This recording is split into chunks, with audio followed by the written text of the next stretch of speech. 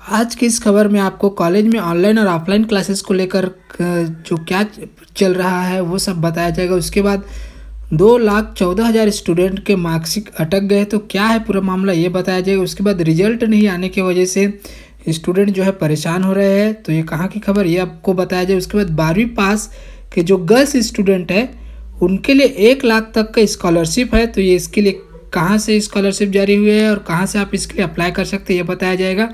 और विश्वविद्यालय में प्रवेश की तिथि बढ़ी है, तो कौन सा विश्वविद्यालय ये आपको बताया जाएगा। तो नमस्कार दोस्तों, मैं हूँ आपका राम वर्मा और स्वागत है आपका CG education news YouTube channel पर। अगर आप इस चैनल पर पहली बार आए तो चैनल को सब्सक्राइब करके बेल आइकन बटन दबाना ना भूलिए, क्योंकि यहाँ पर आपको इसी तरह की खबरें लगातार मिलती रहेगी। तो चलिए फटाफट से स्टार्ट करते हैं।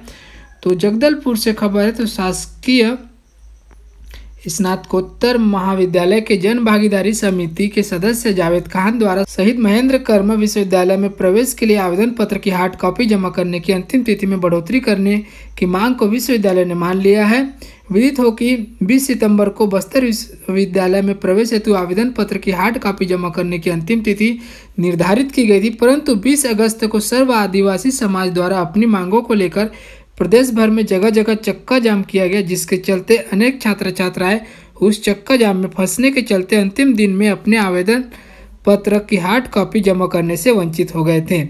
इस पर जावेद ने विषय की गंभीरता को देखते हुए छात्र छात्राओं के भविष्य को ध्यान में रखते हुए विश्वविद्यालय के कुलपति एवं रजिस्ट्रार से संपर्क कर प्रवेश की अंतिम तिथि को बढ़ाने की मांग रखी। अब आवेदन पत्र की हार्ड कॉपी 21 सितंबर शाम 5 बजे तक विश्वविद्यालय एवं महाविद्यालय में जमा कर सकेंगे। बीएससी नर्सिंग की प्रवेश परीक्षा के लिए आवेदन गुरुवार 23 सितंबर तक किए जा सकते हैं। ऑनलाइन आवेदन की प्रक्रिया चल रही है। नर्सिंग प्रवेश परीक्षा की तारीख पहले से तय कर ली गई है, इसलिए आवेदन की तारीख बढ़ने की संभावना कम है। व्यापम की ओर से बीएससी नर्सिंग की प्रवेश परीक्षा 10 अक्टूबर को आयोजित की जाएगी। इसी तरह एमएससी नर्सिंग और पोस्ट बेसिक नर्सिंग के लिए ऑनलाइन आवेदन की प्रक्रिया भी शुरू हो चुकी है। इनके लिए आवेदन 30 सितंबर तक किए जा सकते हैं। एमएससी व पोस्ट बेसिक नर्सिंग की परीक्षा 24 अक्टूबर को होगी। कोटक महिंद्रा ग्रुप कंपनीज ने कोटक कन्या स्कॉलरशिप 2021 के लिए आवेदन मांगे हैं। 12वीं में 75% अंकों के साथ पास जो गर्ल्स स्टूडेंट है उन्हें स्कॉलरशिप प्रोग्राम के लिए आवेदन मंगाए गए हैं।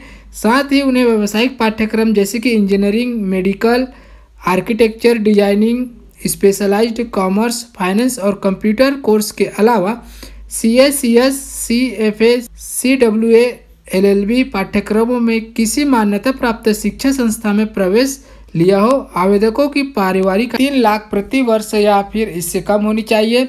चयनित छात्र जो गर्ल्स स्टूडेंट होंगे उनको 1 लाख रुपये प्रति वर्ष की स्कॉलरशिप दी जाएगी। आवेदन केवल ऑनलाइन ही स्वीकार किए जाएंगे। आवेदन की अंतिम तिथि 30 सितंबर है। आवेदन के लिए वेबसाइट www.b4s.in/dbl1/kkgs1 पर आप जा सकते हैं। जगदलपुर से खबर है, तो शहीद महेंद्र कर्म विश्वविद्यालय द्वारा जुलाई माह में परीक्षा का आयोजन किया गया था, जिसमें एग्जाम फ्रॉम होम के तहत विद्यार्थियों को प्रश्न पत्र और उत्तर पुस्तिकाएं दी थी और घर से उत्तर लिख के 10 दिनों के भीतर कॉलेजों में जमा किया था। लेकिन बीएससी, बीए प्रथम एवं द्वितीय वर्ष सहित अन्य विषयों का परीक्षा परिणाम अभी तक जारी नहीं हुआ है, जिसको लेकर विद्यार्थी चिंतित हैं। वार्षिक परीक्षा परिणाम नहीं आने के चलते कई संकायों के द्वितीय व तृतीय वर्ष की कक्षाएं अभी तक शुरू नहीं हो पाई है। कॉलेजों में कक्षाएं संचालित करने की अनुमति छत्तीसगढ़ शासन और उच्च शिक्षा विभाग द्वारा दे दी गई है, लेकिन कक्षाएं शुरू नहीं हो पा रही है। ज्ञात हो कि कोरोना संकट के चलते विद्यार्थी पहले से ही पढ़ाई में पिछड़े हुए हैं और आमतौर पर जुलाई में शुरू होने वाला शिक्षा सत्र अब पिछड़कर सितंबर माह हो गया है। वर्तमान में कॉलेज में प्रवेश की प्रक्रिया चल रही है। परिणाम नहीं आने से दूसरे कॉलेज में भी विद्यार्थी प्रवेश नहीं ले पा रहे हैं। भिलाई से खबर है, तो पहले पोस्ट ग्रेजुएशन के बाद और PhD के पहले एमफिल का कोर्स होता था, अब इसे बंद करने का प्रस्ताव भेजा गया है। इसके पीछे तर्क दिया गया है कि पहले एमफिल करने वाले को PhD में छूट मिलती थी, अब PhD प्रवेश परीक्षा होने लगी है। इसमें पोस्ट ग्रेजुएट छात्र सीधे शामिल हो रहे हैं। ऐसे में एमफिल की उपयोगिता सिद्ध नहीं हो रही है, इसकी वजह से अब इसे बंद किया जा सकता है। वैसे भी अब बहुत कम ही विद्यार्थी एमफिल में प्रवेश ले रहे हैं। एमफिल में कोई भी विद्यार्थी अब अपना 1 साल बर्बाद नहीं करना चाह रहा है, इसकी वजह से इसे बंद किया जा सकता है। नई शिक्षा नीति के तहत आए निर्देशों को देखते हुए हेमचंद यादव विश्वविद्यालय ने यहाँ प्रस्ताव भेजा है। पूरे देश में संचालित विश्वविद्यालयों में प्रथम वर्ष के पाठ्यक्रम को एक जैसा करने की बात कही गई है। जैसे कि 12वीं का कोर्स पूरे देश में एक जैसा होता है, इससे प्रथम वर्ष की पढ़ाई करने के बाद किसी कारणवश कोई विद्यार्थी यदि दूसरे राज्य या फिर किसी दूसरे विश्वविद्यालय में पढ़ने के लिए जाता है तो उसे किसी तरह की परेशानी नहीं होगी। आने वाले दिनों में 4 वर्षीय ग्रेजुएशन कोर्स शुरू किया जाएगा। उनके लिए पीजी कोर्स की अवधि 2 के स्थान पर 1 साल की होगी। इसमें जैसे प्रोफेशनल कोर्स यानी कि बीई, बीटेक, एमबीबीएस, बीडीएस आदि के विद्यार्थी 1 साल इंटर्नशिप कर सकते हैं। बैंक खाते की तरह ही छात्रों को उनकी डिग्री के अनुसार मिलने वाले क्रेडिट नंबरों का भी बैंक बनाया जाए। प्रथम, द्वितीय और तृतीय वर्ष के विद्यार्थियों को अलग अलग क्रेडिट नंबर दिया जाता है। अब विश्वविद्यालय में एकेडमिक बैंक बनाएगा। इसमें छात्रों के क्रेडिट नंबरों को सुरक्षित रखा जाएगा। बाद में कोई छात्र यदि किसी दूसरी संस्था में प्रवेश लेना चाहेगा तो यहाँ नंबर उसमें ट्रांसफ़र हो जाएगा। ग्रेजुएशन में हर साल के कोर्स को अलग अलग नाम दिया जाएगा। प्रथम वर्ष का कोर्स पूरा करने वाले को सर्टिफिकेट, दूसरा साल पूरा करने वाले को डिप्लोमा और 3 साल की पढ़ाई करने वालों को डिग्री दी जाएगी। किसी कारणवश कोई विद्यार्थी प्रथम वर्ष की पढ़ाई करने के बाद आगे नहीं पढ़ पा रहा है तो उस कोर्स का सर्टिफिकेट दिया जाएगा। 3 साल बाद भी अगर वह फिर पढ़ने के लिए आता है तो उसे सेकंड ईयर में आसानी से प्रवेश दिया जाएगा। अटल बिहारी वाजपेयी यूनिवर्सिटी ने जिन कॉलेजों को मान्यता दी थी उनका ही नाम यूनिवर्सिटी को पता नहीं है। इस कारण छात्रों के भविष्य पर अंधकार का साया मंडरा रहा है। मामला यहाँ है कि 2,14,000 छात्र मार्कशीट का इंतजार कर रहे हैं, लेकिन यूनिवर्सिटी ने उन्हें पढ़ाई का प्रमाण नहीं दे पा रही है। यह ऐसी यूनिवर्सिटी है जो कॉलेजों को संबद्धता दे रही है, सीटें बढ़ा रही है, हर दिन नए विषय खोल रही है, कमेटी निरीक्षण कर रही है, पर इसके बाद भी कॉलेजों के हिंदी और अंग्रेजी के नाम तक नहीं है। अब यूनिवर्सिटी के अकादमी और परीक्षा विभाग की गलती का खामियाजा छात्र भुगत रहे हैं, क्योंकि अटल यूनिवर्सिटी के अकादमी विभाग के पास कॉलेजों के नाम नहीं है। एयू के पास कॉलेजों के सही नाम नहीं होने के कारण छात्रों की मार्कशीट छपने का टेंडर अटल यूनिवर्सिटी अभी तक नहीं कर पाई है, जबकि यूनिवर्सिटी की मुख्य परीक्षा 25 मई से शुरू हुई थी। अटल यूनिवर्सिटी ने पिछले सत्र में छात्रों की मार्कशीट छपवाई थी। इसमें सीएमडी कॉलेज, डीपी, विप्र, बीएड कॉलेज सहित अन्य कॉलेज की मार्कशीट पर कॉलेज का नाम गलत हो गया था। कॉलेज ने छात्रों की मार्कशीट यूनिवर्सिटी को वापस कर दी थी। यूनिवर्सिटी ने फिर से मार्कशीट छपवाकर कॉलेज को दे दी है। अटल बिहारी वाजपेयी यूनिवर्सिटी के कुलपति डॉक्टर सुधीर शर्मा ने कहा कि मार्कशीट में कॉलेज का नाम अंग्रेजी में रहता है। पिछले सत्रों में कुछ कॉलेज के नाम गलत हो गए थे। परीक्षा विभाग ने इस बात की देर से जानकारी दी है। आज सभी कॉलेजों को नोटिस जारी कर 2 दिन के अंदर अंग्रेजी नाम भेजने को कहा गया है। जल्द ही मार्कशीट छपकर आ जाएगी। अगली खबर नवापारा राजिम से है। तो क्षेत्रीय विधायक धनेंद्र साहू के प्रयासों से कार्यालय शिक्षा संचालनालय रायपुर के 17 सितंबर के आदेश अनुसार शासकीय कन्या महाविद्यालय की स्थापना की गई है। अंचल का एकमात्र कन्या महाविद्यालय होने के कारण छात्राओं सहित पालकों को लंबे समय से इस महाविद्यालय के प्रारंभ होने का इंतजार था। अंचल के पूरे अभनपुर ब्लॉक के छात्राओं के साथ राजिम के आसपास के क्षेत्रों के छात्राओं के प्रवेश लेने की संभावना है। वर्तमान में महाविद्यालय में संचालन आदर्श हरिहर उच्चतर माध्यमिक विद्यालय गोबरा नवापारा में संचालित होगा। महाविद्यालय में प्रवेश ऑफलाइन मोड में केवल जो गर्ल्स स्टूडेंट है उन्हें दिया जाएगा। प्रवेश की अंतिम तिथि 30 सितंबर 2021 रखी गई है। नगर पालिका अध्यक्ष धनराज मध्यानी ने कहा कि महाविद्यालय में प्रवेश लेने के इच्छुक छात्र छात्राएं आदर्श हरिहर उच्चतर माध्यमिक विद्यालय नवापारा में संचालित होने वाले महाविद्यालय प्रभारी अर्जुन लाल पटेल प्रोफेसर तकनीशियन से संपर्क कर आवेदन पत्र प्राप्त कर सकते हैं। हेमचंद यादव विश्वविद्यालय से संबद्ध विभिन्न शासकीय और निजी महाविद्यालयों में अभी तक सिर्फ 60% विद्यार्थी ही प्रवेश ले पाए हैं। इसे देखते हुए छात्र छात्राओं को प्रवेश के बाद शुल्क जमा करने के लिए 30 सितंबर तक छूट दी गई है। हालांकि उन्हें 22 सितंबर तक ही ऑनलाइन प्रवेश के लिए पोर्टल खोले जाने की बात कही है। इसके बाद पुनः पोर्टल नहीं खुलेगा। 30 सितंबर तक महाविद्यालय में विद्यार्थियों के प्रवेश की प्रक्रिया जारी रहेगी।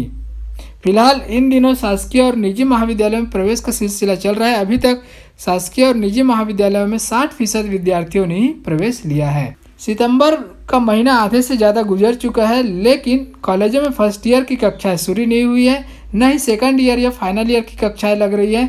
जबकि एकेडमिक कैलेंडर के अनुसार 1 सितंबर से पढ़ाई शुरू होनी थी।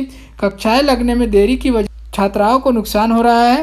उन्हें परीक्षा की तैयारी के लिए ज़्यादा समय नहीं मिलेगा। नए छात्रों के लिए 1 सितंबर और पुराने के लिए 2 अगस्त से कक्षाएं शुरू किया जाना तय किया गया था। नए छात्रों तो दूर, पुराने छात्रों की कक्षाएं अब तक चालू नहीं की जा सकी है। राजधानी के अधिकांश कॉलेज में अभी भी एडमिशन की प्रक्रिया चल रही है।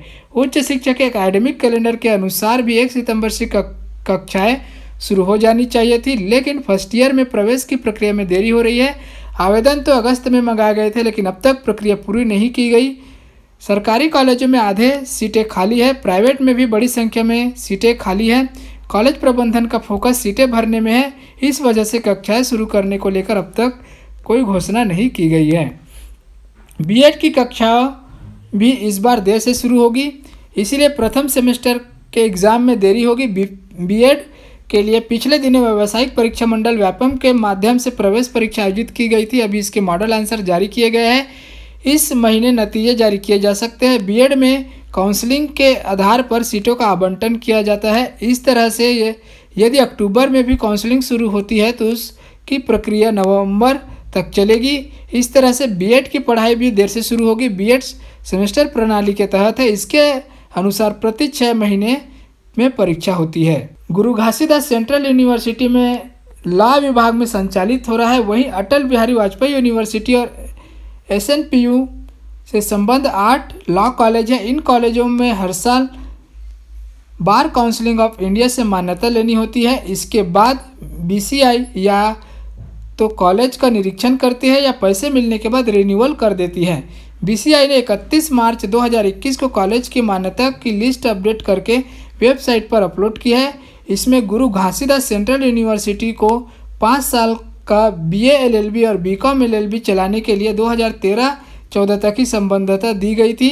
इसके बाद से यूनिवर्सिटी की संबद्धता नहीं दिखा रहा है, जबकि हर साल सीयू से 200 छात्र पास आउट होते हैं। अब ऐसे में बिना संबद्धता के छात्रों को सीयू डिग्री व मार्कशीट दे रही है। इसके अलावा अटल यूनिवर्सिटी से संबद्ध Kaushalendra Rao law college, DP Vipra college, LCIT college, Jyoti Bhushan Singh law college, शासकीय PG law college Korba, Kamla Nehru college Korba और शहीद नंद कुमार पटेल यूनिवर्सिटी से संबद्ध Swami Balkrishnapuri law college, TCL college Janjgir, Paluram Dhaniya commerce and arts college है। इन सभी कॉलेज में किसी की 2014 तक तो किसी कॉलेज की 2021 तक की मान्यता है। अब इन कॉलेजों को बीसीआई से मान्यता लेनी है। कॉलेज के पास मान्यता नहीं होने के बाद यूनिवर्सिटी इन कॉलेजों में हर साल एडमिशन करा रही है, परीक्षा ले रही है और मार्कशीट व डिग्री जारी कर रही है। कोरोना संक्रमण के कारण कॉलेजों में एडमिशन देरी से शुरू हुआ है। सोमवार से कॉलेज में क्लासेस शुरू होनी थी, लेकिन स्टूडेंट नहीं पहुंचे। कॉलेज में ऑनलाइन क्लास शुरू की गई तो उसमें भी 10% से कम उपस्थित रहे। अब प्रोफेसर की चिंता है कि छात्र गंभीर नहीं है तो सिलेबस पूरा कैसे होगा। देर से कॉलेज शुरू होने के कारण इस बार लगभग 5 महीने में सिलेबस पूरा करना है। अब कॉलेज में ऑनलाइन क्लास लगने की सहमति बनी है। दलील दी गई है कि संख्या इतनी ज़्यादा है कि 50% स्टूडेंट को बुलाया जाए तो भी भीड़ हो जाएगी। सोमवार को पीडी कॉमर्स कॉलेज में बैठक रखी गई थी।